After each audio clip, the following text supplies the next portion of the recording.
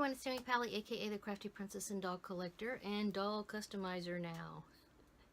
So I've done a couple of videos related to customizing Blythe dolls.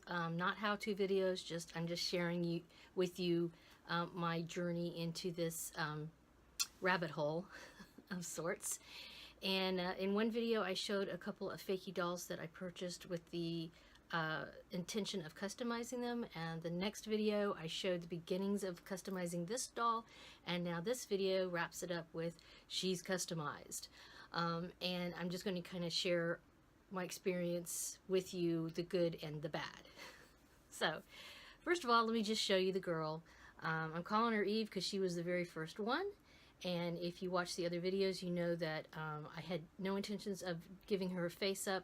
She already came matte. I started with just the idea of giving her sleepy eyes, which I did. And she already had these eyelashes on. She already had eye chips that I like. So I didn't have to do anything of that sort. But I did take her head apart and decorate her eyelids and then put her back together again. When I did that, then I found out how important that T-bar is. There's a teeny little, like a square piece of plastic that gets screwed into the eye mechanism.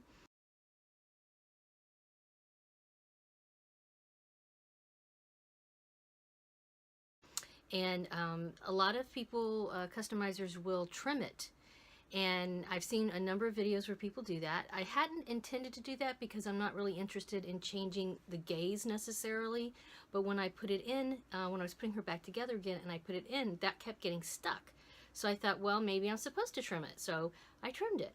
And then it wasn't getting stuck anymore, but then her eyes wouldn't change from one color to the next color, right? So the eye chips would no longer change. So I posted on a Facebook customizing group that I'm a member of, and pretty much everybody said you probably over trimmed the T-bar. I didn't believe them at first. When I looked at it, just to me, I just couldn't believe that that little teeny piece had so much power over everything in her head. So just to make sure, I took the other doll apart, took the because I didn't have any extra ones, took the T-bar out of the other doll I have plans to customize and replaced it in this doll, and voila, now I can change the eyes. Okay, so before it wouldn't do this. So back here, there you go. I also did the what do you call it, just the cords, and I ended up giving her a Leica body. So some little things that I learned along the way, other than don't over trim the T-bar, was be super careful when you put the eye mechanism back in that you don't damage her. I have a boo-boo here. I don't know if you can see. Yeah, so you can see that I chipped her eye, her eye hole there, her eye socket. So I did file it. There's really no way to fix that other than taking some sort of substance and rebuilding that area. But she's just a practice. She's just for me, and I like her. I think she's super cute. Yeah, so and what I might do at some point, I'm just going to keep my eyes open, and if I see something like a cute little flower decal or something, I might put it there as like a little tattoo to maybe cover that spot. But another thing I learned, the Leica body, I like the Leica body. It does do this wobble, but which is something I like about it. But originally her head was like all over the place, and I kept hearing about, oh, use a rubber band around the top of the head.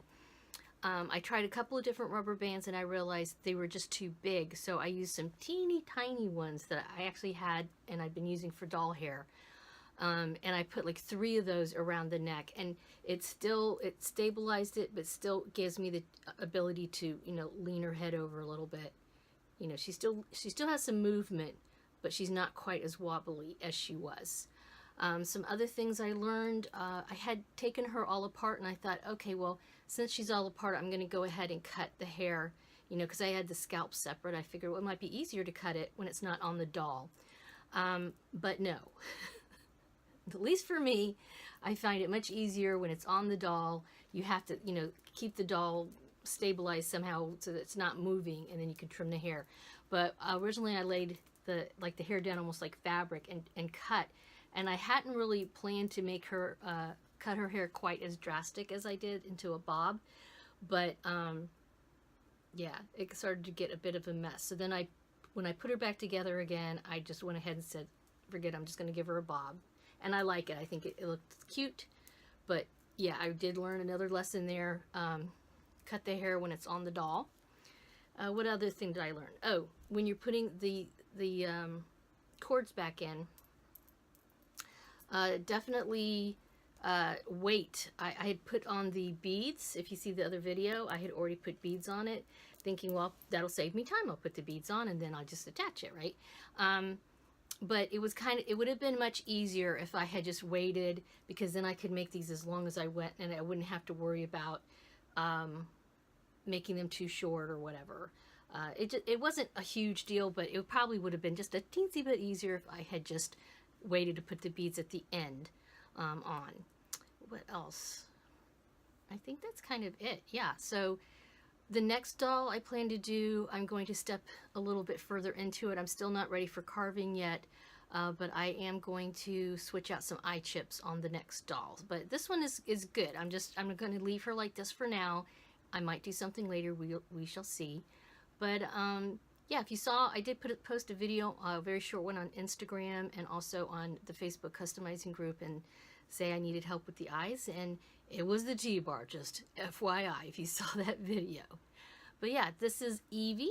She's the very first customized doll. I'm calling her customized. I know I didn't carve her face, so some people may not think that that's a customized doll, but to me, she's my first customized doll. But yeah, anyway, have a wonderful dolly day.